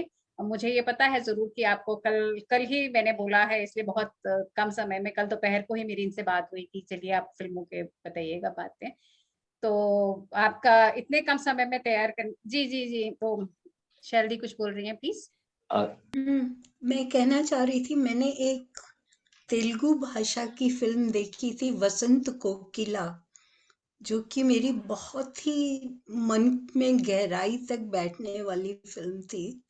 तो वसंत पे बनी है फिल्में भी, जो वसंत बहार तो बनी ही थी शायद बहुत पुराने टाइम में, पर वसंत हाँ। कोकिला जिसके ऊपर सदमा बनी, जिसमें हसन और श्रीदेवी जी ने कमल काम हासन, किया। It's a very very nice movie. मुझे किसी साहित्यिक कृति पर ही है वो, शायद मुझे इस समय नाम नहीं आ रहा, पर अगर आप लोगों को कभी देखने को मिले, और शायद सदमा आप सबने देखी ही हो। जी उसी पे हाँ, एक दो लाइन भी मैं कहना चाहूंगी कि बसंत में बहार को तरसे, बहार में बसंत मांगे, पागल है ये मन कोयलिया, सुख में ही दुख जाने। धन्यवाद। हाँ, आप सही कह रही हैं शैल दीदी। सदमा जो है वो हिंदी भाषा बनी थी, उससे पहले वो तमिल फिल्म में, तमिल भाषा में बन चुकी है। वसंत कोकिला उसमें मैंने भी पहले उसी में देखी हाँ थी, हाँ। और वो लेकिन जहाँ बहुत तक बॉलीवुड की, बहुत खूबसूरती से बनाई है। आई थिंक तमिल वाली जो है वो हिंदी से ज्यादा अच्छी जी जी, हाँ, बॉलीवुड की जहाँ तक बात है ना, वो बहुत प्रैक्टिकल पर्सन है वो लोग। सबकी जो फिल्म मेकिंग की प्रायोरिटी होती है वो पैसा कमाना होता है। Art comes on the third position, very है। फ्रैंकली। हम मैं मुंबई उसी में दुनिया में जी ही 20 साल रहे से हैं, रह रहा हूँ। हर जगह बिल्कुल, पैसा ही प्रायोरिटी है, इसमें तो कोई डाउट नहीं। बिल्कुल। चलिए, ये पिछले शिकवा 20 साल से शिकायत विवेक जी आपसे और भी रहेगा, क्योंकि आप हमारे लिए फिल्मों के बारे में और बातें हम अगले वेबिनार में आपसे जानेंगे, तो आप तैयार रहिएगा। और शायद हम आपको कम ही समय दें कि आप जल्दी से तैयार कीजिए, तो हम आपको अभी से बता रहे हैं। और इस सब पूरे वेबिनार का में हमने क्या किया और क्या नहीं किया, इसका विश्लेषण करने के लिए मैं आमंत्रित करती हूँ हिंदी भाषा विज्ञानी साहित्यकार डॉक्टर विमलेश कांति वर्मा जी को, जो वरिष्ठ प्राध्यापक के साथ साथ राजनयिक के रूप में रहकर हिंदी की सेवा में लगातार काम कर रहे हैं। ज्यादा समय न लेते हुए मैं आमंत्रित करती हूँ डॉक्टर विमलेश कांति वर्मा जी को, और जानते हैं कि भारत के साहित्य में वसंत कैसे बिखरा है। सर, आप सादर आमंत्रित हैं। बहुत बहुत धन्यवाद अरुणा जी। मैं देख रहा हूं कि यहाँ दो बहुत विशिष्ट लोग उपस्थित हैं। प्रोफेसर उषा देवी शुक्ला भी यहाँ हैं जी, और रामविलास जी भी हैं। रामविलास जी की बातें मैंने सुनी। हम चाहते हैं कि प्रोफेसर उषा शुक्ला जी, अगर आप अनुमति दें तो उनसे भी कहें कि इस पर कुछ अपने विचार रखें। उसके बाद मैं तो बोलूंगा ही। जी आप उषा जी से निवेदन करें, क्योंकि संयोजक सर, संचालक आप हैं। उषा जी, हमारी आपसे बात हो चुकी है। आप तो सर ने आपसे रिक्वेस्ट की है। हाँ, नमस्कार डॉक्टर विमलेश जी। नमस्ते उषा जी, हम चाहते हैं आप भी कुछ कहें। कैसे हैं आप? हम ठीक हैं इस नहीं, समय। मैं आज नहीं, अगली बार जब मौका मिलेंगे तब। अच्छा, कोई बात नहीं। लेकिन मुझे अच्छा लगा कि प्रोफेसर उषा शुक्ला जैसे विद्वान भी यहाँ आज उपस्थित हैं। प्रोफेसर रामविलास जी भी यहाँ थे, दक्षिण अफ्रीका से। इन दोनों ने बहुत काम किया है हिंदी को लेकर के, और अपने देश में हिंदी की और भारत की प्रतिष्ठा बढ़ाई है। ऐसे लोगों के आ जाने से इस वेबिनार का महत्व कई गुना बढ़ जाता है। बहरहाल, सबसे पहले मैं उत्थान फाउंडेशन की निदेशक अरुणा जी को धन्यवाद देना चाहता हूं कि वसुधैव कुटुंबकम की जो बात भारत के संदर्भ में कही जाती है, वो उनके वेबिनार में मैं कई समय से देख रहा हूं कि वो सार्थक सिद्ध होती है। सारी दुनिया को जोड़ने का जो उपक्रम है, उसमें अरुणा जी सिद्धार्थ हैं। पूरब से लेकर पश्चिम तक दुनिया इतनी बड़ी है, लेकिन सब इस मंच पर आते हैं, अपनी बात कहते हैं और बड़े अच्छे ढंग से कहते हैं। आज तो ये जो मधुमास है, ऋतुराज वसंत है, उसमें जो लोगों ने कहा, सस्वर जो पाठ किया, जो कविताएं सुनाई, वो बड़ी मोहक थी। मुझे यही लगता रहा कि मैं ही ऐसा हूं जो कविता नहीं लिख पाता। कविता लिखना बड़ा कठिन काम है, बहुत कठिन काम है, लेकिन इतनी सुंदर सुंदर कविताएं लिखते हैं आप, जल्दी जल्दी लिख लेते हैं, बैठे बैठे लिख लेते हैं।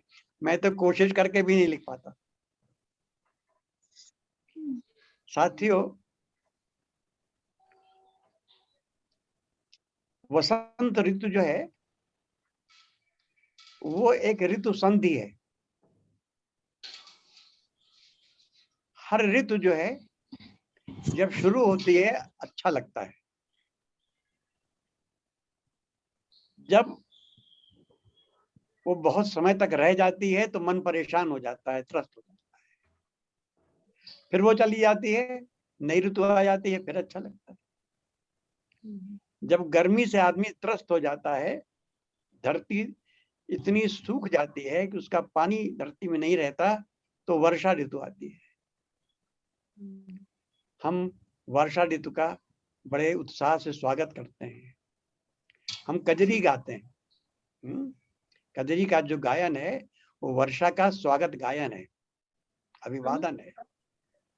जब वर्षा में पानी इतना बरस जाता है कि सारा देश, सारी भूमि जलमग्न हो जाती है, हम उससे भी उब जाते हैं।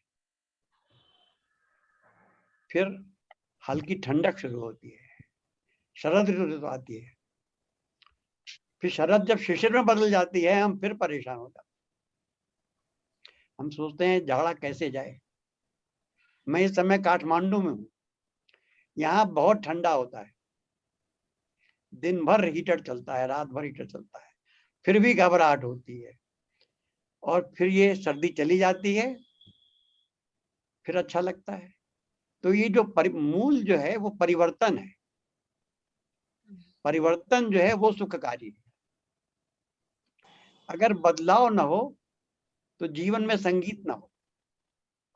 ऋतु जो है वो संगीत का आगमन है। हर ऋतु का स्वागत हम संगीत से करते हैं। हमारे यहाँ केवल 3 ऋतुएं होती हैं, जाड़ा, गर्मी और बरसात। जाड़ा खत्म हुआ, धीरे धीरे गर्मी आई, और इसके बीच में जो संधि का समय है वो वसंत का समय है। वसंत का समय जो है उसमें दिन बड़े हो जाते हैं, रात से जो घबराहट होती है वो मिट जाती है, जो हमें दिखाई नहीं पड़ता, सुरक्षा की भावना होती है वो बदल जाती है, अपने को सुरक्षित महसूस करते हैं। जितने पेड़ हैं उनमें कोपलें आ जाती हैं, उनमें पुष्प आ जाते हैं। जितने जीव जंतु, पशु पक्षी हैं जो सर्दियों से परेशान होकर के, गर्मियों से परेशान होकर दूसरे देश में चले जाते हैं, वो वसंत ऋतु में अपने देश में फिर वापस चले जाते हैं। कल मैं पढ़ रहा था, एक साइंटिफिक जर्नल था, कि स्प्रिंग की महत्ता क्या है। उसने कहा 15 चीजें बहुत महत्वपूर्ण है, जो सारी वैज्ञानिक तथ्य हैं कि ये समय जो है सबसे जीवन के लिए महत्वपूर्ण है। क्यों? प्रोडक्टिविटी जो है इसी काल की विशेषता है। और ये जो प्रोडक्टिविटी है उसी को प्रतीक रूप में कामदेव के रूप में बताया गया है। शिव का जो पार्वती के प्रति स्नेह कैसे हुआ, उसमें बीच में कामदेव की भूमिका थी। अभी कामदेव की चर्चा हुई। कामदेव के पास जो शस्त्र हैं वो क्या हैं?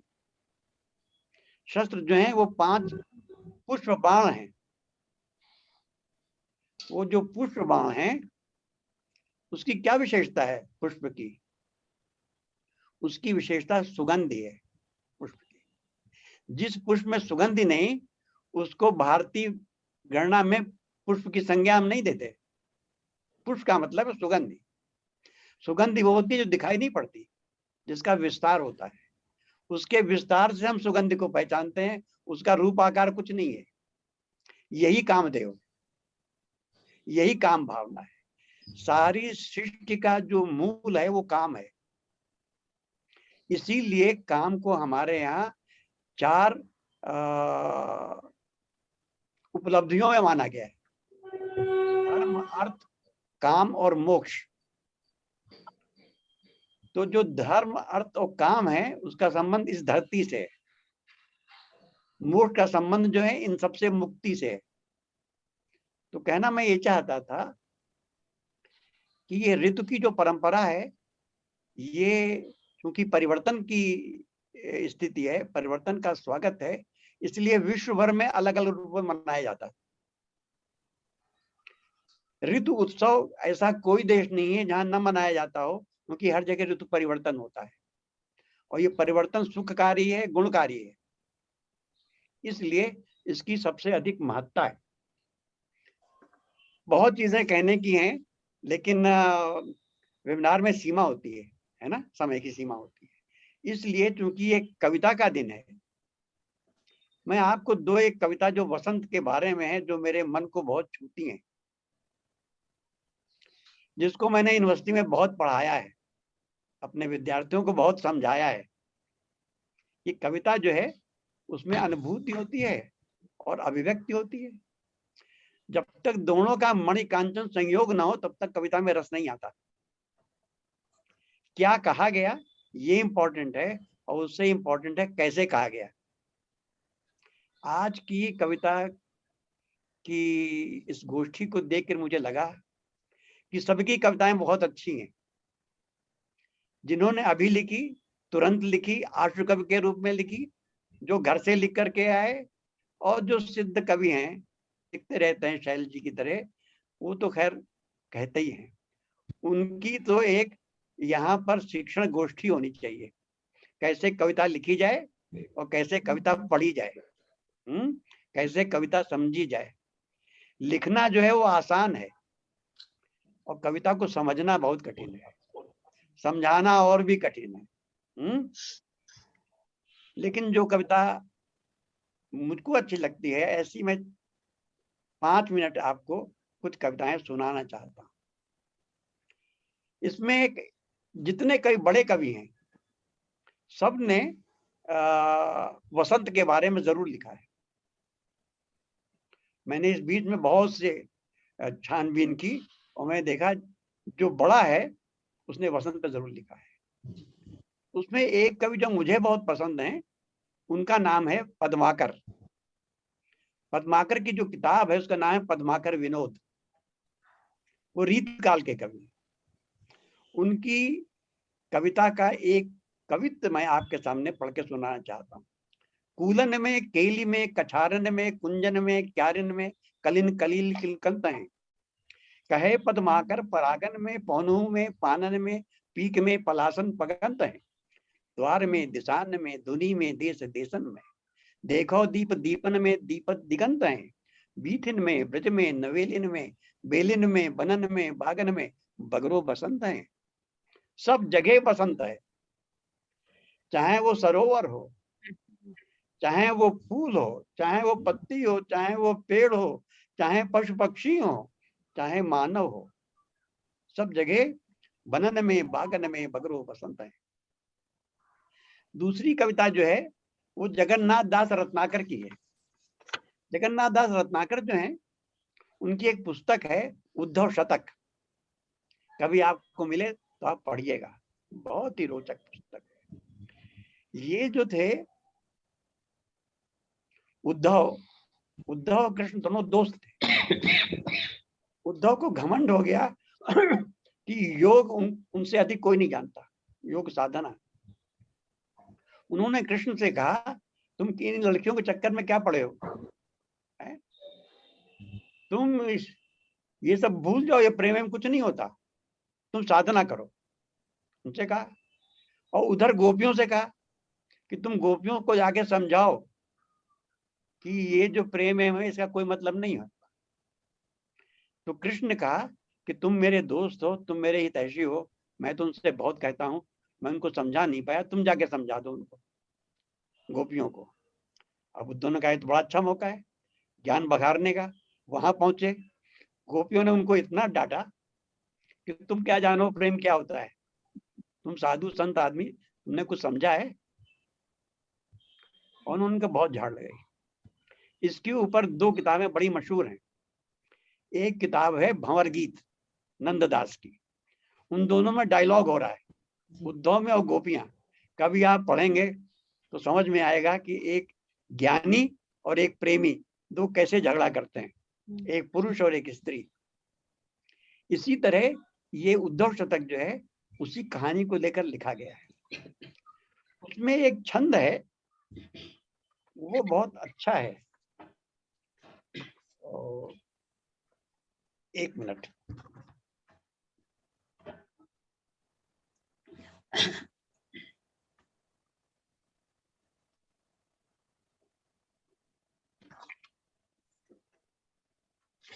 विकसित विपिन वसंतिकावली को रंग लखित गोपिन के अंग पियराने में। ब्रज भाषा में है ये। लखित गोपिन के अंग पियराने में, बौरे वृंद लसत रसाल बर बारन के, पिक की पुकार है चवाब उमगाने में। होत पद झार झार तरुण समूहन को, वहरी बतास ले उसास अधिकाने में। काम विधि बाम की कला में मीन मेष कहाँ, ऊदो नित बसत बसंत बरसाने में। बरसाने में नित्य ही वसंत है, क्योंकि गोपियां और कृष्ण जो हैं हमेशा मस्त रहते हैं। एक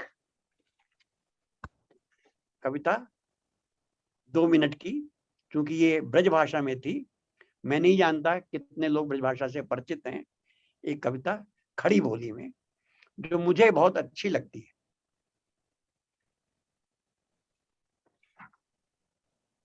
हवा, हवा में बसंती हवा हूं, हवा में हवा हूं, हवा में मैं बसंती हवा हूं।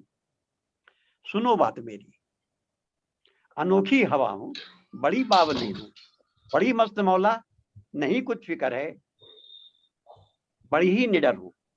जिधर चाहती हूं उधर घूमती हूं, मुसाफिर अजब हूं। न घर बार मेरा, न उद्देश्य मेरा, न इच्छा किसी की, न आशा किसी की, न प्रेमी न दुश्मन। जिधर चाहती हूं उधर घूमती हूं, हवा हूं, हवा में बसंती हवा हूं। जहां से चली मैं, जहां को गई मैं,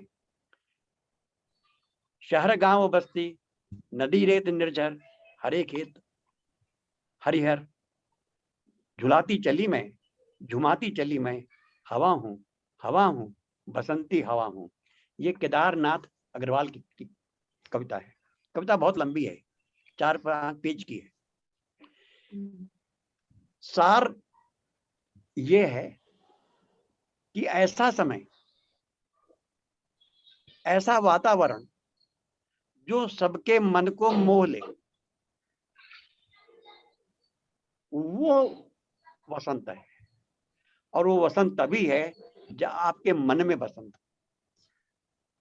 अगर मन में बसंत नहीं है, मन खुश नहीं है, तो ये जो उद्दीपन विभाव हैं, जो आलंबन विभाव हैं, ये काम नहीं आते। ये सहायक जरूर होते हैं। फूल देकर आपको अच्छा लगता है, लेकिन जब दुखी होते हैं तो फल आपको रोता, पुष्प आपको रोता हुआ दिखता है। जब खुश होते हैं तो पुष्प आपको हंसता हुआ दिखता है। यही प्रकृति का उद्दीपन विभाव है, वो आपको सहयोग देती है। तो वसंत एक ऐसा समय है जो सारी सृष्टि में, जो नवोन्मेषशालिनी है, जो सब में ऊर्जा देती है, हर तरह के वातावरण से वो आपको सहयोग देती है। चाहे वो हवा हो, हवा हल्की चलती है, सुगंध जो है पूरे वातावरण में बिखरी होती है, जो प्रेम का भाव है वो उल्लसित रहता है। पशु पक्षी, प्रकृति, मानव सब सहयोग करते हैं। ये सहयोग, ये परिवर्तन की दिशा, ये संकेत देती है कि समय कोई कैसा भी हो, बसंत फिर आएगा। बसंत की प्रतीक्षा कीजिए। जो कष्ट हैं वो मिट जाएंगे। ये जो है कार्य है, ये चक्रवत है। जो अभी नीचे है वो ऊपर आएगा, जो ऊपर है वो नीचे जाएगा।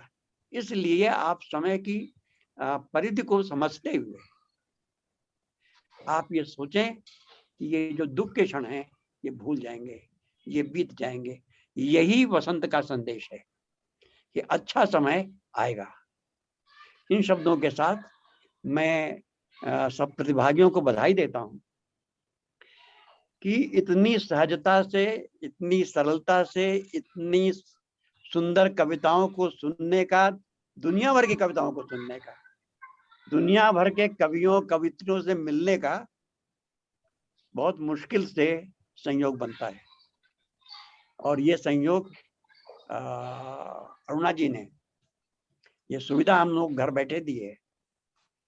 मैं जितना उनका धन्यवाद करूं, और मुझको उसमें इन्होंने प्रतिभागिता का अवसर दिया, इससे बड़ा सौभाग्य मेरे लिए क्या हो सकता है। आप सबको अच्छी कविताओं के लिए बधाई, और अरुणा जी को इस आयोजन के लिए बधाई। लेकिन उन्होंने अपनी कोई कविता सुनाई नहीं, ये बात अधूरी है।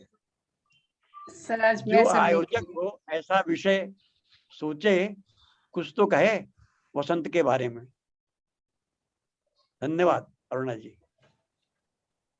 बहुत बहुत शुक्रिया सर। और आपने मेरे पास इस वक्त शब्द नहीं है, क्योंकि अगर सिर्फ ये काव्य पाठ होता वसंत पे तो शायद इतना सार्थक नहीं होती चीजें। लेकिन आपके इस वक्तव्य के बाद ये वेबिनार बिल्कुल सार्थक हो गया। मुझे लगता है कि किसी भी वक्ता को इस बात से ऐतराज नहीं होगा कि सर ने आप उसको इस वेबिनार को संपूर्णता प्रदान की है। हाँ, जहाँ तक आप मेरे लिखने की बात करें, मैंने एक छोटा सा वक्तव्य रखा है। कविता मैंने इस बार छोड़ दी जरा, मैंने कहा बाकी लोगों की सुन लो। तो समापन की ओर चलते हुए मैं थोड़ा सा वक्तव्य अपना पढ़ लेती हूँ। हाँ, वसंत ऋतु को ऋतुराज की संज्ञा दी जाती है। इसके आते ही प्रकृति का रूप निखर आता है, पतझड़ की विदाई शुरू हो जाती है और धरती श्यामलता होने लगती है। पर फिर कुछ ही दिनों में फूल रूपी गहनों से सारा वातावरण महक उठता है। धरती हरे भरे पेड़ पौधों और उन पर छाई नन्ही नन्ही कोपलों और फूलों की महक से झूम उठती है। वसंत के मौसम में सरसों के फूल की बासंती चादर ओढ़कर नैसर्गिक श्रृंगार से सजी धजी धरती दुल्हन सी नजर आती है। नए बयार के रूप में नवगति, नवलय और तालछंद नव से समन्वित हो जाती है। वसंत के मौसम में इंसान ही नहीं बल्कि कुदरत का कोना कोना भी पुलकित हो उठता है। साहित्य प्रेमी और कवि द्वारा अलौकिक और आध्यात्मिक चित्र से ऋतुराज वसंत के लिए मन से गीत गाए जाते हैं। काव्य ग्रंथों, शास्त्रों, पुराणों में वसंत का मनमोहक सुंदर सजीव वर्णन देखने को मिलता है। साहित्य की हर विधा में शायद वसंत जरूर है। भविष्य पुराण के अनुसार वसंत माह के शुक्ल त्रयोदशी में उल्लास के देवता काम और सौंदर्य की देवी रति की मूर्ति बनाकर सामूहिक पूजन किया जाता है। संस्कृत के ग्रंथों में भी वसंत पर्व के समय उत्साह और सुवसंतक नामक दो खास उत्सवों के बारे में वर्णन मिलता है। रविन्द्रनाथ टैगोर, कालिदास जैसे संस्कृत कलानिधियों ने वसंत के बारे में बहुत कुछ लिखा है। वसंत को कवियों ने सहर्ष स्वीकार कर मन की अभिव्यक्ति दी है। इस मौसम को पुष्प समय, पुष्पमास, ऋतुराज, पिकनन, काम, वसंत कई नामों से जाना जाता है और कवियों ने तभी इसे सर्वश्रेष्ठ ऋतु भी माना है। वसंत के आगमन पर हिंदी कवियों की कुछ चुनिंदा अंश में प्रस्तुत करूंगी। पहली कविता अटल बिहारी वाजपेयी जी की है। टूटे हुए तारों से फूटे बासंती स्वर, पत्थर की छाती में उग आया नव अंकुर, झरे सपीले पात, कोयल की कुहू रात, प्राची में अरुणिम के रेख देख पाता हूँ, गीत नया गाता हूँ। एक वसंत की अगवानी है नागार्जुन की।